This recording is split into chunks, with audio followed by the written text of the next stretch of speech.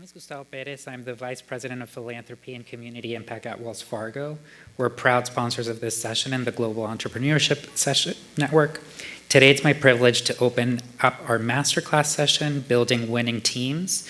The most successful entrepreneurs and startups are the ones who realize that building a winning team. Okay, my notes are frozen. Of course. There we go. Building a winning team is critical to scale their company, but attracting, retaining, and motivating talent is not easy. In this masterclass, we'll share ways to attract the best talent to your team, along with the methods for rewarding hires and keeping them engaged. Okay, y'all, bear with me. The internet here is not working.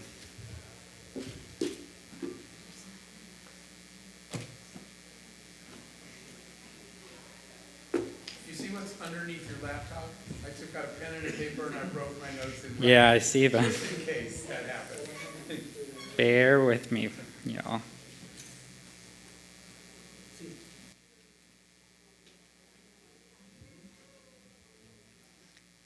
Okay. The most successful entrepreneurs and startups are the ones who realize that building a winning team is critical to scale their company, but attracting, retaining, and motivating talent is not easy. In this masterclass, we'll share ways to attract the best talent to your team, along with the methods for rewarding hires and keeping them engaged through company culture. I'm excited to introduce today's speaker, Jeff Hoffman. Jeff is the chairman of the board of the Global Entrepreneurship Network, which works with entrepreneurs in over 180 countries nationwide, globally. Jeff is a successful entrepreneur, author, and producer. Over his career, he has founded multiple startups and been part of many you would recognize: Priceline.com, Booking.com, and Ubit.com, to name a few. Jeff serves on the board of companies across the globe and champions entrepreneurship and small business. As an expert on economic growth initiatives and entrepreneurship program, Jeff has supported the White House, the State Department, and the United Nations. Jeff speaks on innovation, entrepreneurship, and business leadership. He's the author of book Scale, a how-to guide on growing your business. He has been featured on CNN, Fox, Bloomberg, CNBC, ABC, NPR, Forbes, and many more. Let's welcome Jeff to the stage. Thank you very much. And again, we appreciate your sponsorship very much. They're not only helping sponsor this event, but what we do at the Global Entrepreneurship Network. So this is one of my favorite topics. First of all, show of hands, how many people are running a business, have employees? That people that work for you. So this part, and the reason that this is so important is that when we talk to startups and you ask startups, what do you need to succeed? What's the most important reason? Most important resource or most important thing you need to succeed? Frequently people say funding. And the truth is, it's not a funding game, it's a talent game. The scarcest resource in the world, hi, I didn't know you guys were coming. Thank you for being here. The scarcest resource in the world is not financial capital, it's human capital. Okay, and that's why I wanted to talk about that a little bit today. It's interesting because when companies fail, and we say, what happened? And they say, we ran out of money. And actually, you didn't run out of money. You ran out of money because you ran out of innovation and good ideas, right? And smart people creating great products. If your company was achieving those things, you would be making money. So finance becomes a crutch when talent is the real key. Let me tell you this. If we give funding to a group of average people, and you give them a bunch of money, you know what happens? December comes and they call you and say, we need more money. You say, what happened to the money? You say, well, we spent it all. What'd you get done? Well, we got a little bit done, but we need more money. If you give a tiny bit of money to innovators, you come back and you're like, wait, how did you build this? I only gave you this much money. Innovators, and I'm going to tell you, rock stars are the key to success. So don't let funding be an excuse for winning. When we were building our companies, most of you know it, the main one is Booking.com, but in the US it's Priceline.com. I remember walking down the halls one day, looking around and thinking, if we changed industries right now, we'd probably still win because all the best people are in this building. That is the key to success. So I get leaders, whether you own a company or just manage a team at your business, say to me, but especially business owners, frequently say, I'm working harder than I've ever worked before. I'm working longer than I've ever worked before, but I'm not getting ahead. My business has stopped growing and it's kind of stagnated. And here's what they don't realize, that you're never going to grow by working longer and harder yourself. The key to growth is when you get out of the way. You can't grow until you can let go. And what that means is having people that you trust and empower around you to run the business. There's this old saying a lot of you have heard that people say, if you want something done right, do it yourself.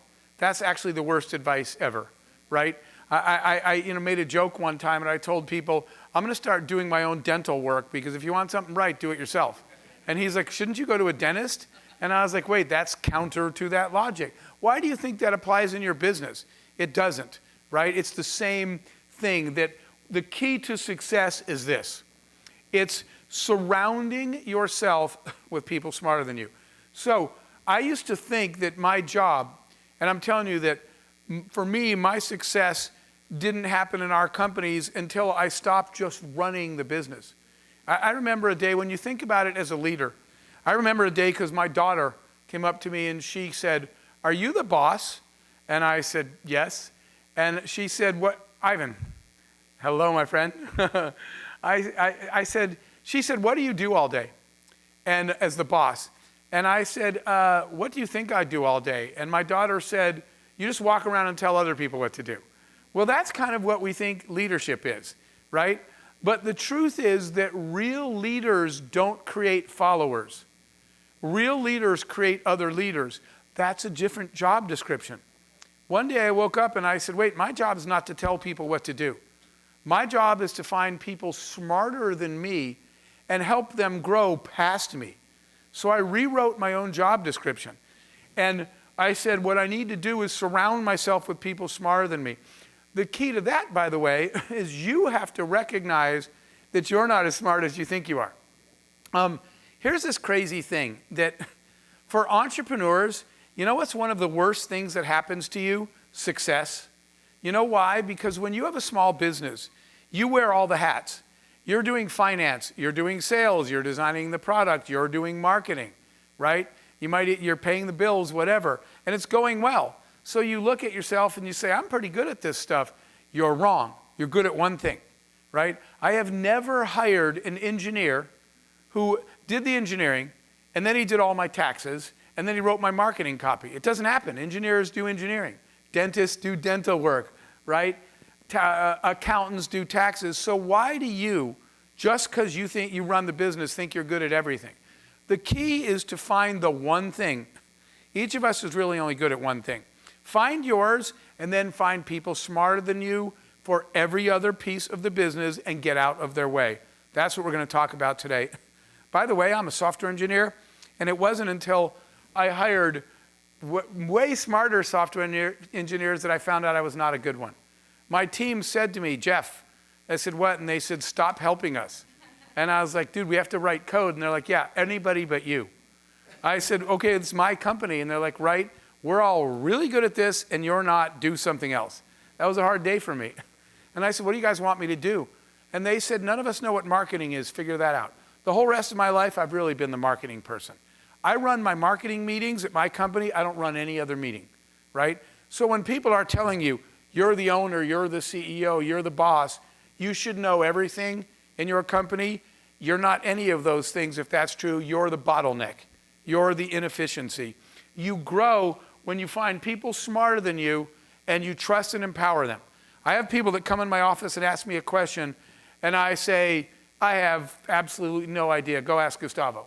And they're like, well, don't you own the company? And I was like, I was the guy smart enough to hire him because he's way smarter than me. I don't know how finance works. Go ask him. So don't get caught up in that belief that you can know all those things and that you're supposed to. You have to keep tabs and everything. So people say to me, how do you do that? And the answer is, how do you find people that you can trust and empower? Sometimes people will say to me, well, I hired her, I'd let her do it, but she might not do it the way I do it. And I was like, you're right, because she might do it way better, but you're afraid to let anybody else try, and you'll never know. Trust and empower people. So this is important. This is a lesson that I learned along the way, which is the key to success is rock stars. What do I mean by rock stars? When you're out interviewing, you find somebody that you're like, oh my God, she's amazing. But she's way more expensive than everyone else because she's a rock star. So you know what people tell me? I can't afford her. So do you know what you guys do instead of hiring her? You hire 3 average people. You tell me for the same money I can hire 3 people.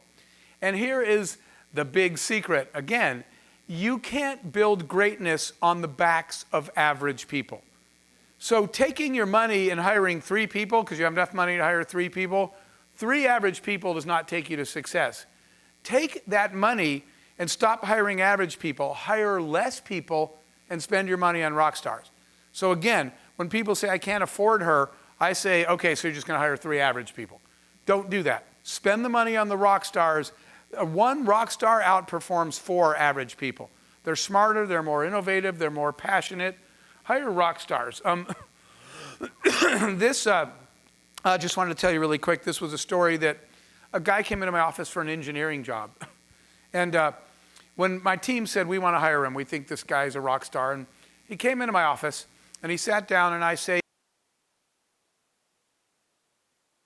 $1,000 a year at his job. This is a long time ago, but he said, I want to get a raise, so I want to make $80,000. And I said, okay, there's a piece of paper on the end of my desk, pick it up. And he picked it up and I said, what does it say? And he said, 85,000. I said, I wrote down before you came in here what I think you're worth. And he said, okay, but I'm not asking for 85, I'm asking for 80. I said, I understand that, but I think you're worth at least 85. And he said, but I didn't ask for that. And I said, do you want to continue this conversation? And he said, no, sir, I'll take the 85. And he left happy. My friend said, Jeff, you just wasted $5,000. You could have got him for 80. I said, did I? Because you know what happened at the end of the day? One night I'm walking out and I'm like, Bill, go home. And he said, I will, just as soon as I finish proving something. And I said, proving what? And he said, proving that you were right to believe in me. He said, I'm going to make sure that I prove you right by doing this. One day, I said, or pay for postings because we need 3 more rockstar developers. And he said, can I do something? And I said, what? And he said, can I just bring my friends? Who do you think are the friends of rockstar developers? Other rock stars? I spent $0. He brought the next 3 rock stars in and we absolutely crushed it. It was an award-winning team. So spend your money on less people and on rock stars. How do you get them to want to work for you? This is a very important piece. And the answer is that you lead by serving. I do not like it when my employees, when they say, who do you work for? And they say, Jeff, I tell them, no, actually, I work for you guys. My job is to find in your job the best people in your industry to get them to all want to work for you and never leave. And I'll tell you how I learned this piece. I sold a company. And when I sold it, I was going to do a TV interview. And the news reporter was like reporting, Mr. Hoffman, these are your profits, your margins, your revenue growth, your sales. She said, these numbers are so impressive. Which one are you most proud of? And I said, actually, none of those things. Excuse me. I said, the thing that I'm most proud of is that on the way to the TV station, the woman that ran HR for me called me and said, Jeff, I got to share something with you. And I said, what? And she said, I just verified this. She said, from the day you started this company to the day you sold it, in all those years, nobody that works for you has ever quit. And I said, all right, that's the coolest thing I've ever done, and I don't know how I did that. So I was calling people from the TV station, my team. I said, why don't you guys quit? And they're like, do you want us to quit? Is that a problem? And I said, no, I just didn't realize that nobody's ever left this company in all these years, and I'm trying to figure out why you stay. I'm going to share with you what I learned from them. And what I learned was that, by the way, there's chairs. If you guys want to come up, I hate that people have to stand, except Carlos, you can stand. He will anyway. You guys never see him sit down. He never stops moving, but there's more seats up here. Do you guys know what the splash zone is? There's a theme park in the United States called SeaWorld. And the first 2 rows, the whale jumps up and splashes everybody. So they tell you, don't sit in the first 2 rows unless you're okay sitting in the splash zone. I was on a stage like this, And I told people, I said, you can sit in the first 2 rows, but it is the splash zone, and you're going to get wet. All the people moved back to their bath. In a room like this, I was like, what were they actually thinking? So just so you know, there's no splash zone. Okay, so you lead by serving. And I want to tell you what that looks like. I want you to think about redefining your job to say, my job is to find all the best people in my industry and build a company and a culture that all the best people want to work for you and they never want to leave. So I reverse engineered that because I called and I started asking people, why do you work here? And why does nobody ever leave this company? And they answered me. And that's what I'm going to share with you. This is what leadership is supposed to look like. You're not out there to create followers. You're not out there to tell everybody what to do. You're out there to find people smarter than you, rock stars, and then make sure they're happy and take care of them. So I used to write the innovation and entrepreneurship column for Inc. magazine. And one day they said, write about leadership. And I wrote an article, that's the title of it, Hire the Best and Go Pick Up Their Laundry. And I want to tell you guys the story. It's still out there on Inc.com under my name, but I'm going to tell you the story. I was on the road one day, and my team called. And they're like, Jeff, we met this 20-year-old rock star kid, right? He's a developer. And I said, you don't need my permission. Don't wait for me. Just hire this kid. So while I was on the road, they hired this young man.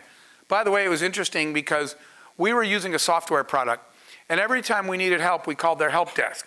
And my people, every time they called the help desk, would ask for this same guy. They would say, can we speak to him? And then one of my employees said, the kid's a genius. And somebody said, why don't we just hire the guy from the company, right? And so we don't even need to call the help desk again. So I'm out of town. I come back. This young guy does not know who I am. He doesn't know I own the company. He doesn't know I'm the CEO. We've never met. They're all in the conference room working. I spend the morning looking at his work, at this rock star, expensive, but brilliant kid. We hired him and we didn't fill the other 2 jobs. We gave him the money. I'm looking at his work all morning. At lunch, I go down to the lunchroom, and when my employees work through lunch, I just buy them lunch if they're still in there. By the way, sometimes I ask, my friends will say, you buy your employees lunch? I said, I do if they stay at work. And they're like, isn't that expensive? Think about this. Which do you think has more value? An hour of an engineer's time or a sandwich? Because people are like, I can't afford to buy them lunch. I was like, when I buy the sandwiches, they keep working. I don't ever ask them to do that. So you're looking at the wrong number. Don't look at the price of the sandwich. Look at the value of the time of an engineer. So when they're in there working, I say, are you guys going to lunch? They're like, we're busy. I said, let me buy you lunch. So I go in the room and I say, what can I get you guys? Well, I meant pizza, Chinese food, what do you want? And the 20-year-old kid, he doesn't know who I am. He doesn't know I own the company. He has no idea. He looks over his shoulder. He's busy.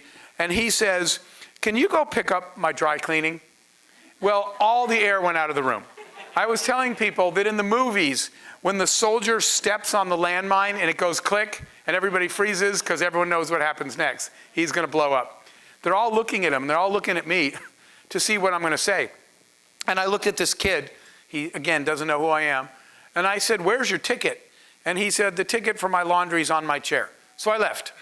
And a little while later, I'm outside, and my 2 vice presidents come running outside yelling, Jeff, Jeff, Jeff. And I said, whoa, calm down, what's up? And they're like, please don't fire him. We need him, don't fire him. And I said, why do you think I'm going to fire him? And they said, he didn't know who you are. He didn't know you're the owner or the CEO. And they said, please don't fire him. And I said, why do you think I'm going to fire him? And they said, because you're so angry. And I said, wait, why do you think I'm angry? And they said, because you stormed out of the office, out of the building. And I said, okay, I didn't storm out of the building. I said, I spent the morning looking at this kid's work. And I said, this kid is a genius. I said, the product he's designing is going to triple the size of our company. I said, the product that kid's designing is going to win every award. By the way, at the end of that year, they used to have a thing called the Internet Commerce Expo. My company won Best New Internet Product, and I was on a stage being handed a trophy from actually Steve Jobs at the time because of this kid. So I said, they said, so what are you doing? I said, that kid is going to absolutely change this company. So not only am I on the way to pick up this kid's laundry, but if you guys need me this afternoon, I will be out back washing that kid's car, okay? That is your actual job. Your job is to serve the talented rock stars. When I started asking them, why do you never leave? They said, because we've never worked at a company that we think you think we're your job, right? We don't work for you, you work for us, and we see it every day. That's why we like working here. I didn't know any of that, but that's why we were successful, because all the best people worked at our company and they never left. Because a big chunk of my time was not running the business, it was taking care of these people, these rock stars. How do you attract talent? People ask me, how do you get them to come here when you don't have money, especially early on for these rock stars?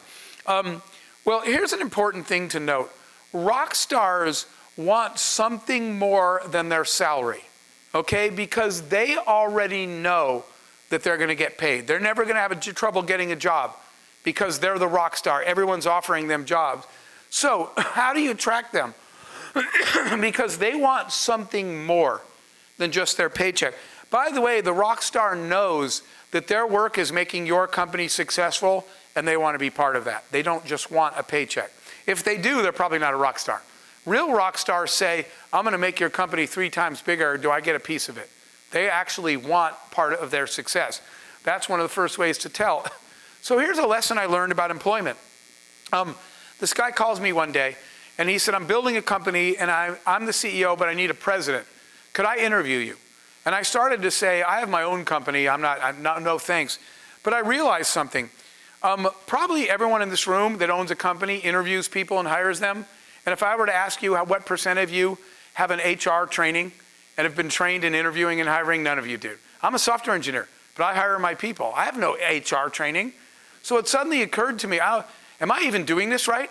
Do I know how to interview people? Because I've never had interview training. I just happen to own a company. So I decided to take the interview just to see how people interview. Excuse me. And I went, and he started by saying, here's our mission statement. Here's our values. Here's the business plan.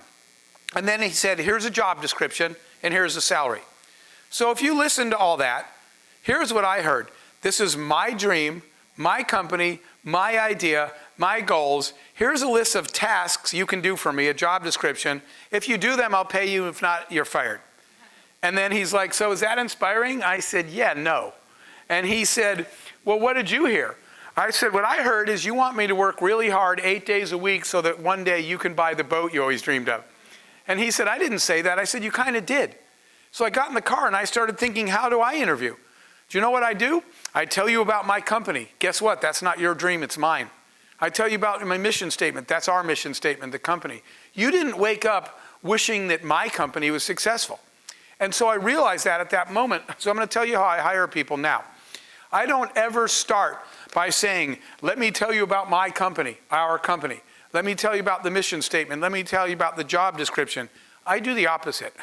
At every interview, I start by asking people this question.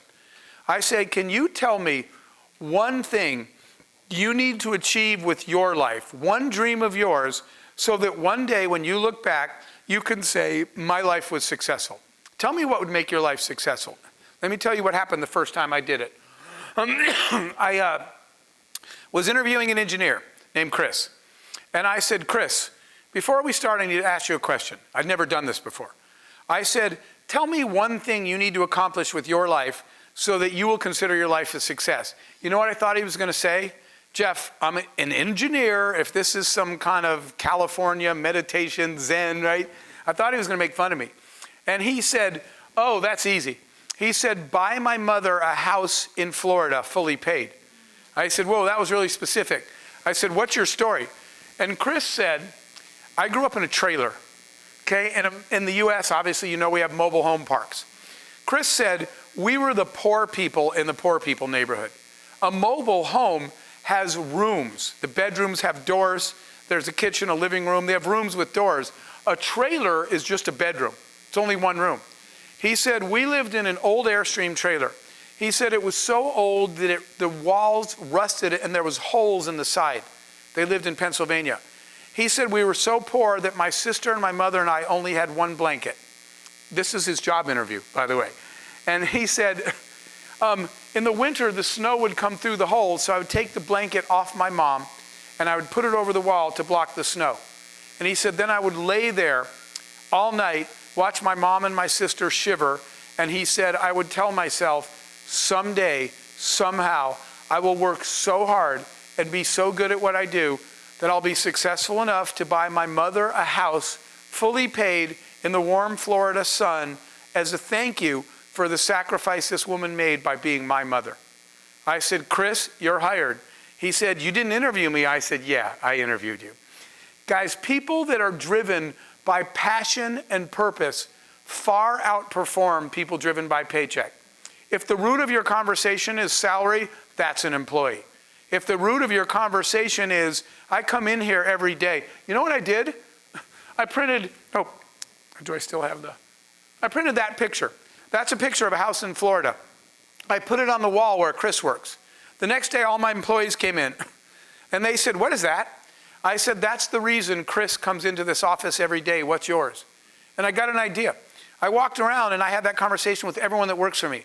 So if you would come in my office, you would see what looked like random pictures all over the walls of our office. They're not random at all. I know why every person that works for me comes into this office. It's not about my dream, it's about theirs.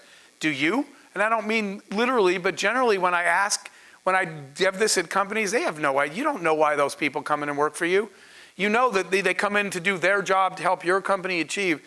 They don't wake up in the morning worrying about your future. They wake up in the morning worrying about their mom. I know why everybody works for me. So you want to know how this worked, which was pretty amazing? I had rock star people like Chris.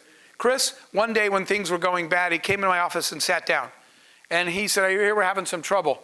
And he said, how can I help? I said, I got it. Don't worry about it. And he said, I'm worrying about it. And he said, how can I help you? What do we got to do to make the company work? And I said, Chris, that's really not your problem. He said, oh, wait a minute. He said, you think I'm in here for me? He said, Jeff, I'm in here because my mother's future depends on this company, so let's figure this out. Those kind of employees don't go home when the money's short. They don't go home when things are getting tough. They find a way. We sold that company. I gave everybody a cut. And by the way, I mentioned before that when you say you can't afford rock stars don't just want salary. So I give every one of them, especially when you're early on, you don't have much money. I give them two levers to pull. When you pull one, the other one goes down, the other one goes up. I say this is cash every month, salary, and this is equity. Equity is performance-based compensation. That can be a percentage of profits. That can be a bonus. That can be sales, or that can be stock in the company. But offer them something that is variable. The more money my company makes, the more you get. Rock stars want that. So I let them pull those levers. And you know what people like Chris do? They don't ask for the biggest salary. Even though he used to get it, because of the company he worked for, he didn't have anything but a salary. But when he came to me, he said, I need this much salary to pay my bills every month, and I want the rest of it in company stock. So you know what happened? We sold the company, and I paid everybody. And Chris's mom knew he'd sold the company and made some money. She just didn't know what. So we told his mom, your son made some money, and he's sending you on an all-expenses-paid vacation in Florida. So she was in Florida for the week. At the end of the week, we brought her to the house, and she got angry. We knew this was going to happen. And she turned to her son and said, you know I live in that horrible trailer, and you brought me here to show me that your boss bought a house in Florida? Well, I'll tell you what, guys, the reason that she thought that was my house was because, remember I told you a trailer only has a bedroom. All the furniture in the house was new. She doesn't own any furniture. So she looked at it and said, that has to be Jeff's, right? But she turned and she was angry and she said, take me to the airport right now. And I said, I'll take you to the airport, but you have to do me one favor. And she said, I'm upset and I want to go. I said, one favor. And she said, what? And now I'll be honest, I didn't think this through when I said it. I said, you need to come down the hall to the bedroom with me. And she turned to her son for my favor, and she said, your boss is taking me into his bedroom, do something. And because he knew, he had to turn away to stop laughing. And he said, Mom, there's nothing I can do. Jeff drove, right? If you want to ride, you got to do what he says. We're both trying not to laugh. And she's angry. She said, fine, I'll look at your bedroom. And she walks down there. Well, the reason we sent her away for a week was while she was gone, my team shipped all of her furniture to the house, which was only the bedroom. And I put it in the bedroom. And one quick side note, Chris's mother, when she was stressed out in the middle of the night when they lived in the trailer, She would wake up and brush her hair 1,000 times because she was so stressed that she wasn't a good enough mom. And because she didn't want to turn the lights on because they couldn't afford their electricity, she would put her hairbrush on her nightstand every night so she could find it in the dark. So Adam shipped me the hairbrush, and I put it on the nightstand. And when she opened the door, I will try not to get emotional. When she opened the door to the bedroom and realized that was her bedroom, she saw the furniture, she saw her hairbrush, she turned and looked at me, she burst into tears, I was crying, Chris was crying, I'm holding her going, Mom, it's not even my mom, right? And I'm hugging her going, Mom, and we're all crying. I was like, this is one of the coolest moments of my life. This is literally the reason I own a business, why I'm an entrepreneur, and why I come to work every day.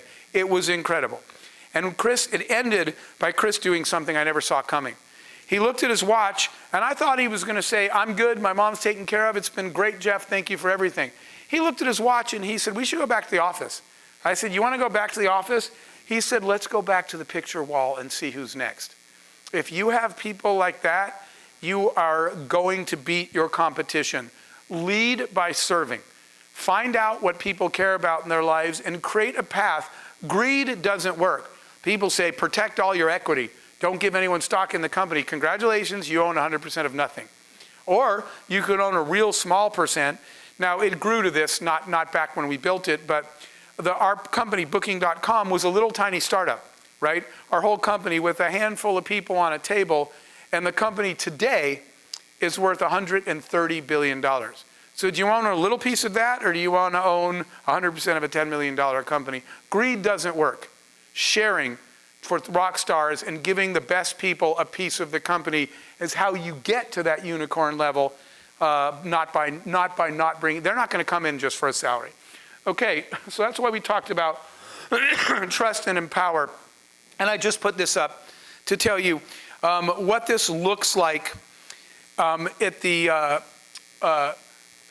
end. And again, I didn't know this, guys. I wasn't smart enough to know any of this stuff. I'm telling you everything that afterwards, when people said Priceline and then Booking, and then I had another company called UBid, all grew to global companies that achieved that unicorn status. And people said, how did you get small companies to grow into billion-dollar companies? And so I went back afterwards to see what did we do that worked. That's what I'm sharing with you, right? The stuff that later I said, when I asked, what did work? Here's what it's supposed to look like.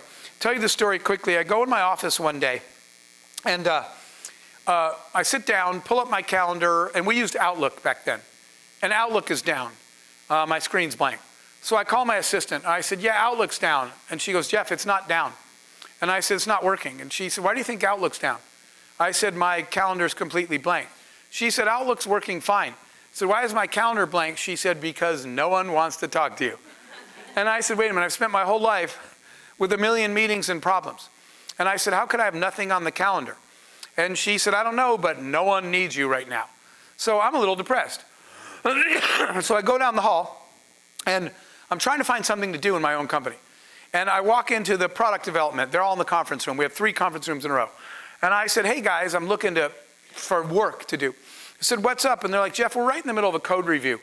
And they said, could you just come back later? And I said, well, I was trying to maybe help. I'm like trying to pull up a chair. They're pulling it away from me, right? You're not a good designer. You're not a good coder. Please leave the room, right? We don't care that you own the company. We're in the middle of something. And one of them said, why don't you take the day off and golf? And I was like, you guys know I don't golf. So I walked to the next room. I'm kind of upset. And it's my operations team. And I was like, hey guys, what's going on? I'm pulling up a chair. And they're like, we're right in the middle of a strategic review. Can we see you Thursday? And I was like, well, I was just looking for something to do. And they're like, how about golf? It's a beautiful day out. And I was like, you guys know I don't golf. Just to tell you guys, I don't golf because I don't think it's a sport if you can't play defense. If I could block your shot with my golf club, I would totally golf. But if I have to just stand there and watch someone beat me, that's not a sport, no defense. So they kicked me out. So I go to the third room, it's finance. And I told you guys, I am not a finance guy. And my CFO looks at me and goes, really? Because you're about to slow us way down. We have no time to explain this to you. Take the day off. So I go back to my office and I'm depressed, right? No one needs me. I have nothing to do in my company. And my 3 heads of those departments suddenly come into my office. And they're looking at me and I said, are you sad? I said, I'm really sad. I'm useless at my own company. And they said, you should be celebrating this moment And I said, why? And they said, you achieved the goal. I said, what are you talking about?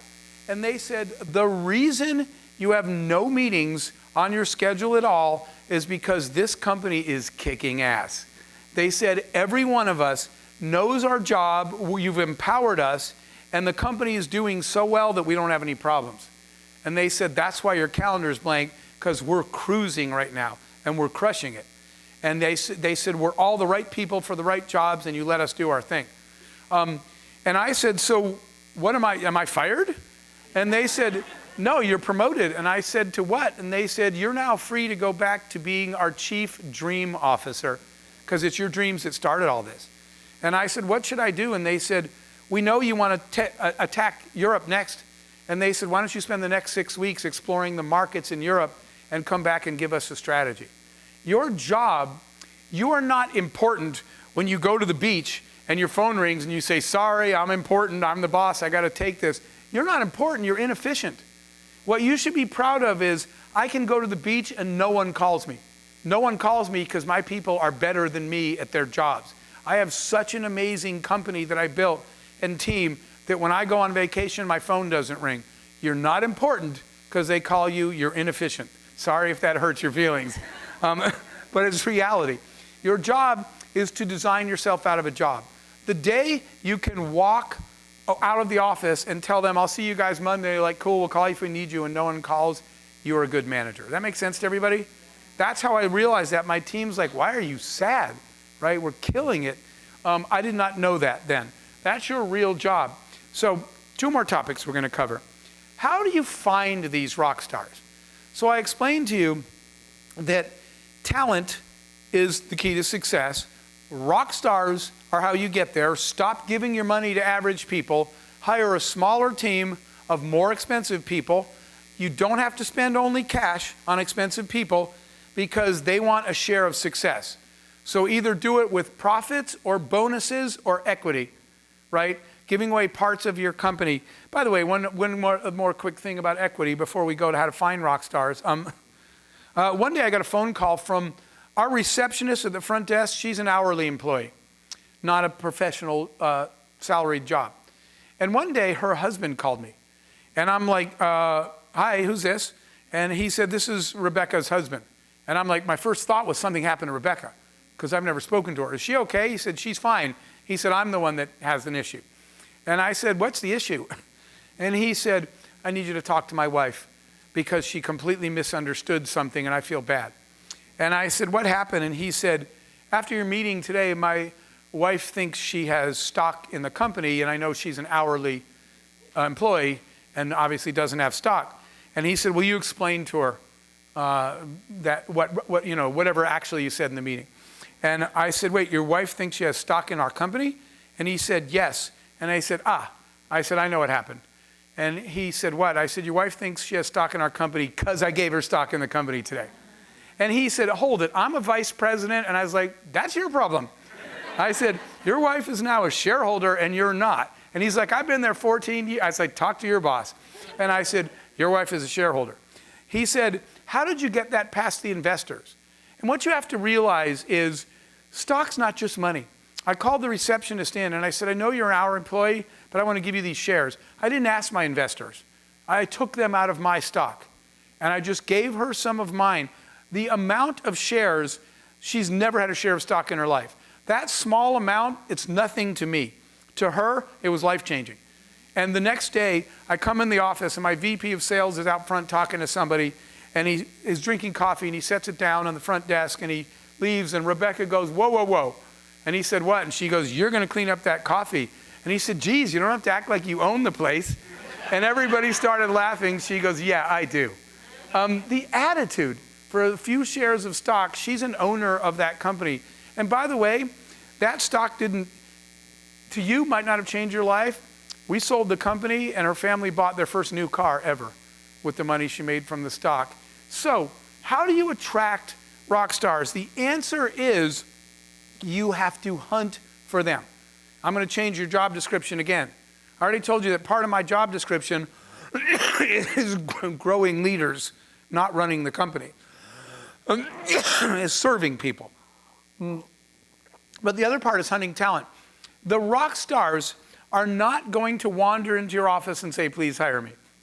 And you know what else is unlikely? They're probably not the ones responding to your job posting. And I only say this, you might get lucky, but who's usually looking at job postings? People that lost theirs, okay? Most of the people that are looking at job postings lost their job.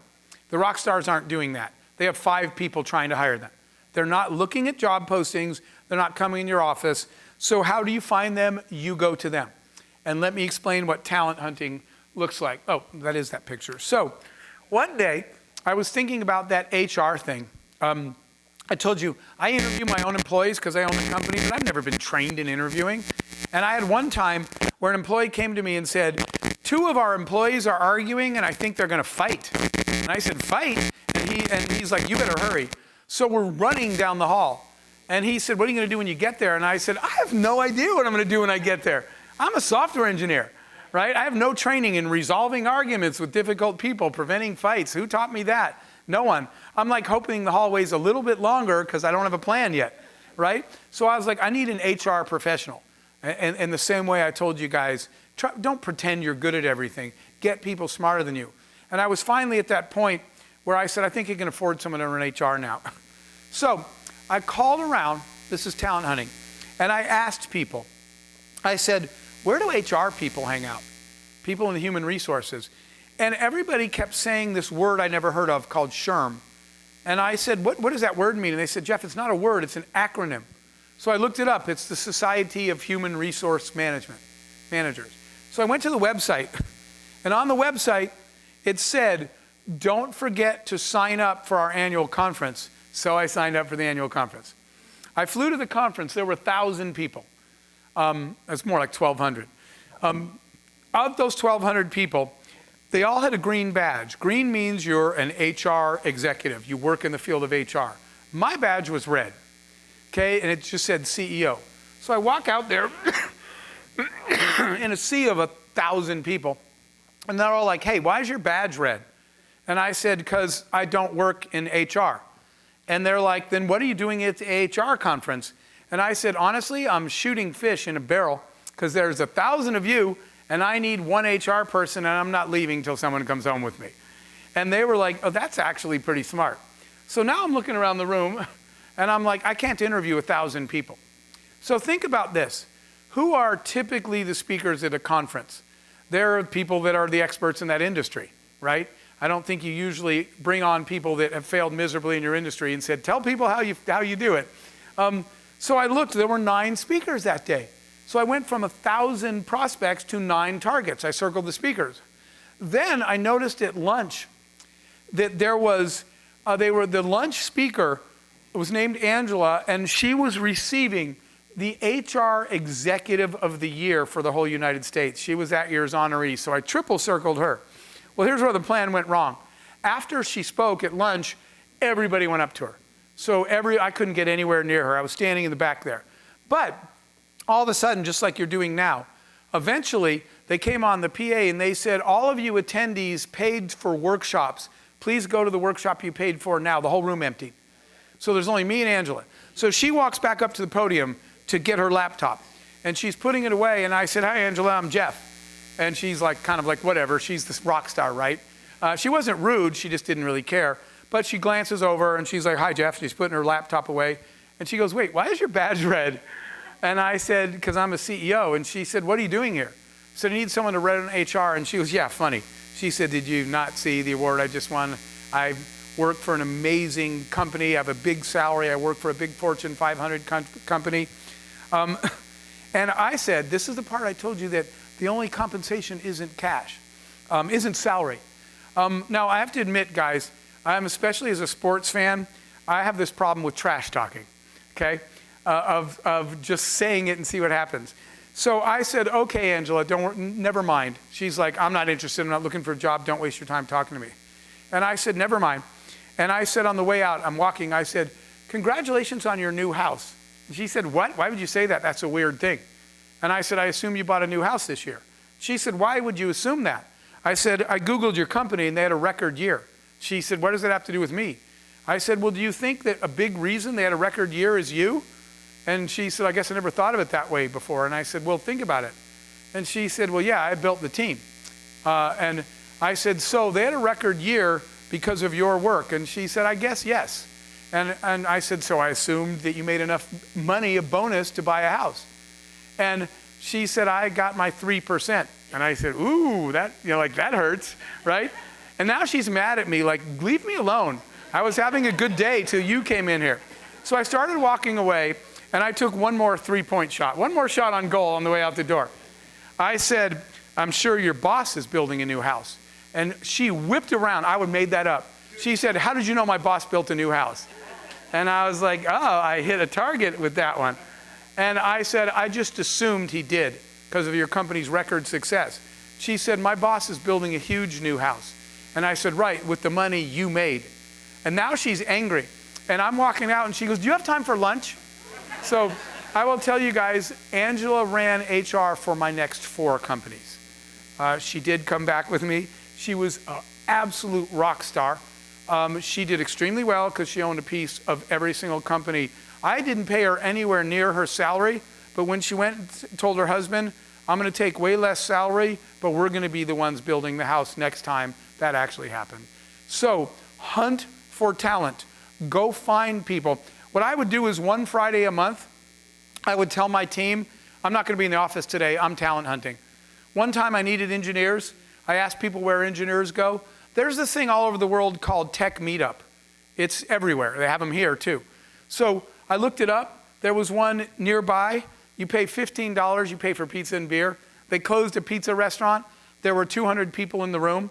I bought a $15 ticket. I went in there. The first person said to me, yo, old man, you're in the wrong room. And I was like, okay, first of all, I'm not in the wrong room, right? I probably was old enough to be that dude's father.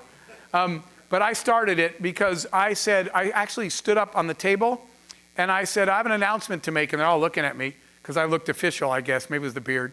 And I said, who's the best? I said, I want to know from this room, who's the best? Who's the rock star in this room? And I got an answer. Everybody started talking about Robert. Go hunt for talent. Now I'm going to close with the last section for you guys. Actually, no, I didn't have a beard then, so I wonder why they listened to me. The last part, and this is what I mentioned. Your job is to build the company and the culture that all the best people in your industry want to work for you and never leave.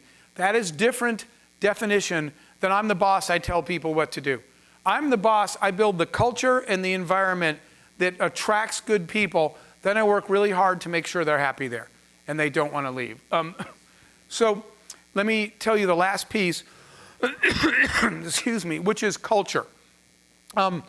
Rock stars care about culture. And your culture is, I'm giving you an example. Your culture is your value set. It's what you believe in as a company. And it can be your personal values because you did create the company, you do own the company. Your values evolve into a group thing. But here's the thing. They should not only be visible everywhere. And by the way, when people come to me and they say, yeah, we have 10 values, nobody believes 10 values. It sounds like you were saying, think up a number 7. You have 2 or 3, maybe 4 at the most. 3 is a good number. What are your fundamental beliefs, right? If it's really long, you don't have credibility. The short things. So I put them on the wall. But more importantly, you have to live those values. So I'm going to end today telling you this story because when I was asking people why they like working here, one of the reasons was because our culture is real. And I said, what's the difference between real? And they said, we've always worked at companies that had posters. But here's the incident they all kept talking about. On my wall, I posted this in my office. All human beings will be treated with the same level of dignity and respect. If you looked on my social media, I posted a picture of me sitting next to, sometimes in my job, like I was just recently in Spain and I had a meeting with the King of Spain. I posted a picture, I think it might have been the King of Saudi Arabia, but it's me sitting with a king on one side. And the next picture is me with a cleaning lady in a building named Maria. That's Maria, with a janitor, okay? And I put the pictures side by side and I said, to me, these two meetings are the same. And it's not because I would treat the king with any level of disrespect. Jennifer and I just hosted your governor. We greeted him and brought him in and spent time with him. The difference is that we treat her the same way we would treat the governor. right? That is an unbreakable law for me at my companies. If you can't function this way, you can't work for me. So that's a value for us. I don't fire people for making mistakes at work, but I fire them for violating our values, okay? So that's on the wall. So this CEO wants to do a joint venture with me, multi-million-dollar deal on the table. So he comes to our office and he sees our company and my employees and we talk about our company. Now it's my turn to go to his office. The first sign there was a cultural difference was he said, "Can you come after 5?" I said, "Why?" And he said, "I don't want my employees to know I'm talking to anyone." And I was like, "Really?" Because I tell my employees everything. I treat them like adults. When they say, "Who's that?" I say, "It's a guy that I'm working on a joint venture with," because they might have a good idea that I didn't think of. I tell my employees everything. And he's like, "I don't even want him to know I'm in a meeting." So I go at 5, and because the door locks at 5, I can't get into the building. I'm in the lobby. And he says, "I'm on a call, I'll be 20 minutes. I said, "No problem, I'll just sit here." While I'm sitting there, the door opens and a lady walks in to clean the building. He takes about 25, 30 minutes. When he comes out, he sees me and his face looks like I just did something horrible. And I said, "What's wrong?" And he said, "Did you just hug the cleaning lady?" I said, "Okay, first of all, her name's Maria. No one's named cleaning lady, but I don't think you actually know what her name is, do you?" He didn't say anything. He looked at me like, "Who cares? That's just stupid." And I said, "Second, Maria is a single mother." And I said, "She's below the poverty level." And I gave him a look because he pays her. "She has 2 kids and one has special needs."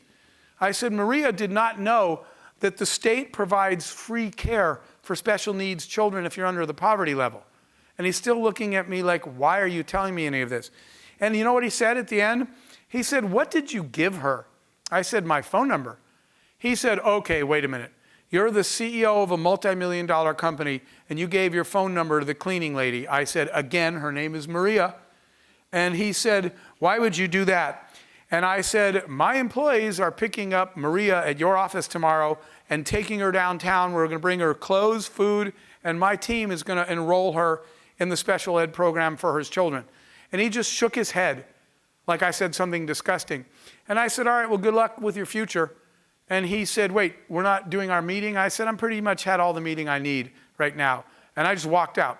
The next day, when I got into the office, everyone's all excited. "How did the multi-million-dollar deal go?" I said, "We're not doing it." My team said, "Oh my gosh, what happened?" I said, "You guys remember Maria?" And they said, "Yeah, we're picking her up today. We got some clothes for her. People are bringing food into the office." I said, "Yeah, I got in trouble for hugging her." Not one word had to be said in my company. Everyone said, "We'll find another partner. We'll find the money somewhere else." Our culture draws people. I didn't think that much of that. I walked out on a guy that was a jerk. End of story. And we helped someone that needed help. Those are things you should do every day. But years later, people were still telling the story. They were saying, "Yeah, there was that time that our boss walked out of this deal because it was a violation of our values." When I went to people and said, "Why does everybody like working here?" They said, "Because the culture here is real. This is a company that lives the things that it says." So I want you to define your culture. I want you to put your values on the wall, but more importantly, I want you to live by them.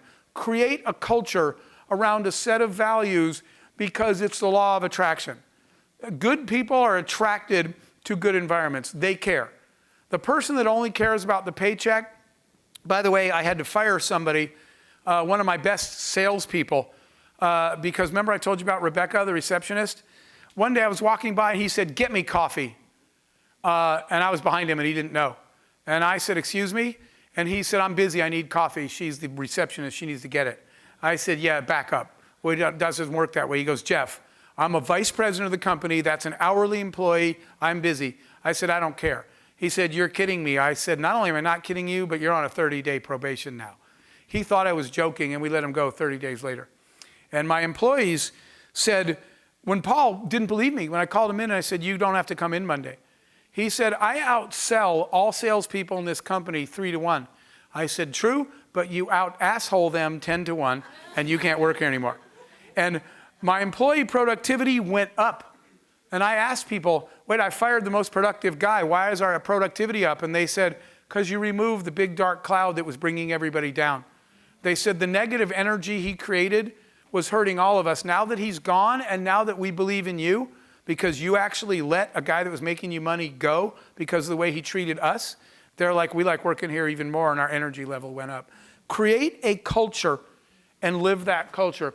So I hope these were helpful tips, guys, today. I would stay, but I have doing a international Zoom thing right now, so I have to run to another room. I am doing another class tomorrow on branding, but I hope to catch you guys. I'd love to hear your comments out on the floor when we get a chance. Thank you very much for spending the time. Thanks.